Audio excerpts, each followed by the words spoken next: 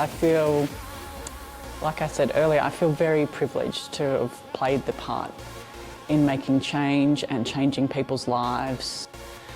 We had a national vote in this country. Sadly, there's people out there that don't believe in our dignity and our rights, and they fight back harder when they're losing. People had to have those conversations during the marriage equality campaign, and for some families and for some people, you know, those relationships changed forever. If you had an older sister that always fights for you, that would be Anna Brown. Welcome. Hello. You know, I've never thanked you for all the work you've done during the marriage debate. It was so important to all of us, and we kind of forget that some people did more than others.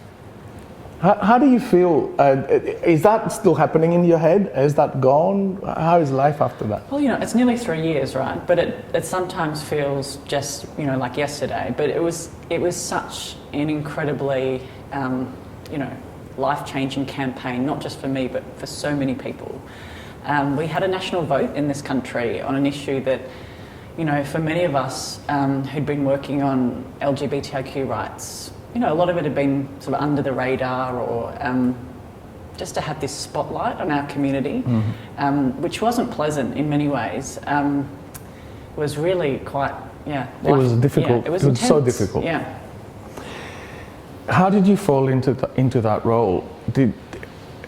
Were you always an activist, an advocate? Was it a part of your life plan? Did it just happen?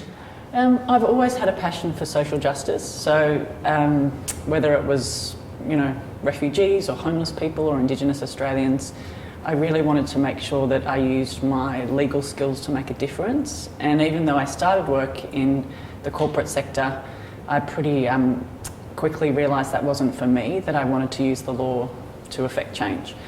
And worked in politics for a while, but then I discovered that there wasn't really anyone who had the skills that I had working on LGBTIQ rights, and I was part of that community. So for me, well, why wouldn't I be helping the community that I was a part of? So it's been immensely rewarding, actually, and a privilege to be able to do that.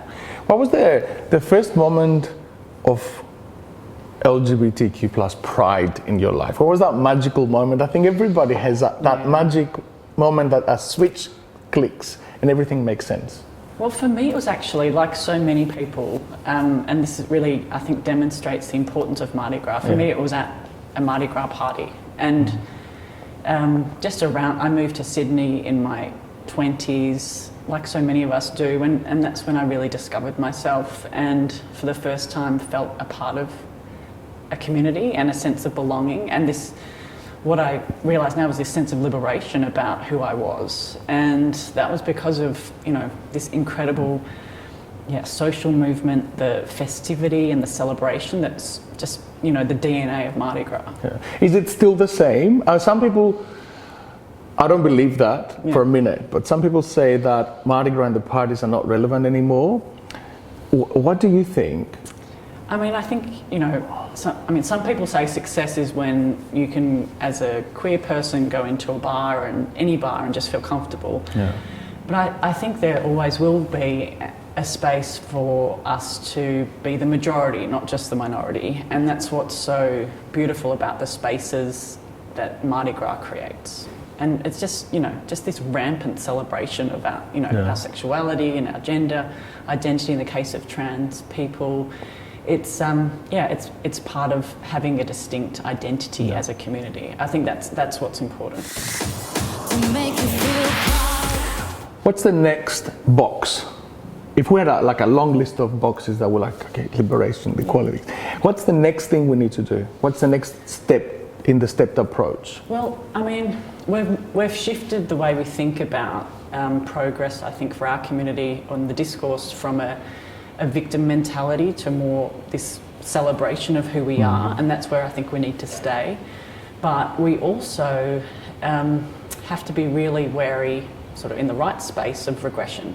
Yeah. And the reaction to our success is, you know, our opposition. Sadly, there's people out there that don't believe in our dignity and our rights, and they fight back harder when they're losing. And that's what we're seeing now. We saw a mobilisation of the religious right in Australia after the success of marriage equality, and they've continued to try and extract their price for our equality since then, which is why I've been determined to make sure that we continue to build on the momentum from marriage equality. We don't just, let all of that community support and the value that we created during that campaign fall away, because we absolutely need to keep moving forward and, really fend off those threats. In simple terms, if you were talking to anyone in the community, how can we contribute to the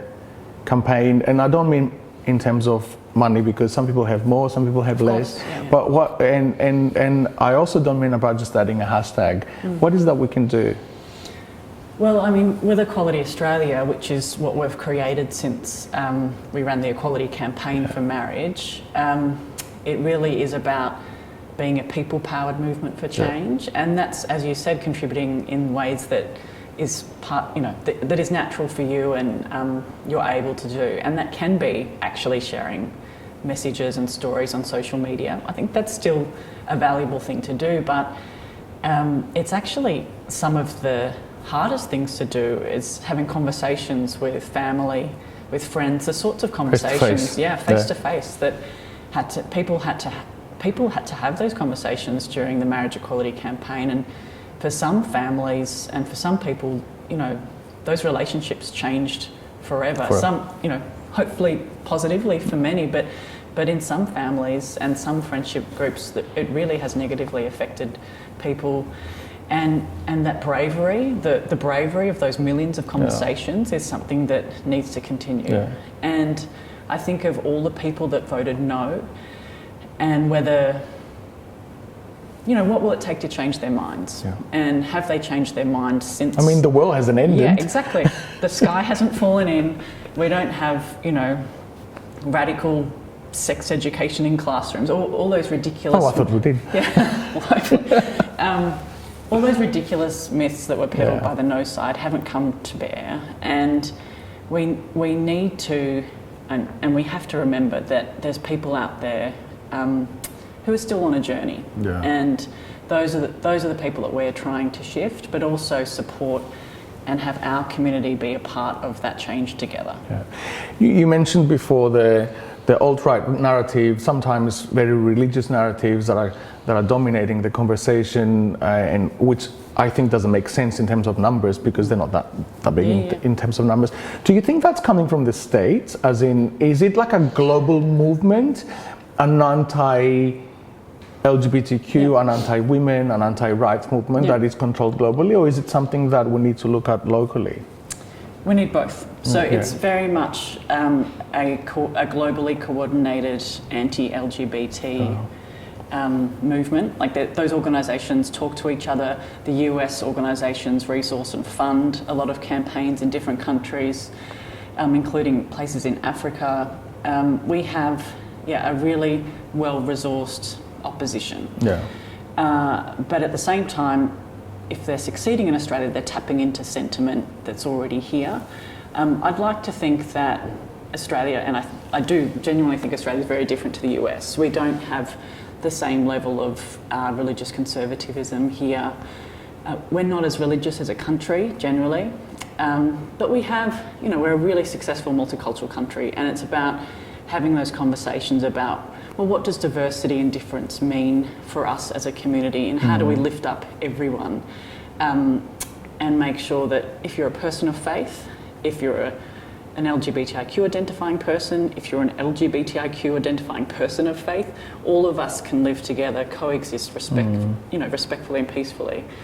And in terms of our opposition, we've actually seen a really disturbing trend recently in trans exclusionary feminists, so a certain brand of feminism that excludes and denies the existence of trans women in particular as not being part of the feminist movement. So there's new twists. New twists and new faces to that threat to our community. And so I think, as someone who's cis, who's not trans, it's even more important. After the success of marriage equality, we need to not walk away from the battlefield and leave some of the most vulnerable in our community to fight these new threats alone. We must lift up their voices. Absolutely. Speaking of that connection with the US and the US media dominating sometimes conversation, let's touch on George Floyd's murder and what that means to the anti-racism conversation and the intersectional experience of the queer community and in particular for Australia.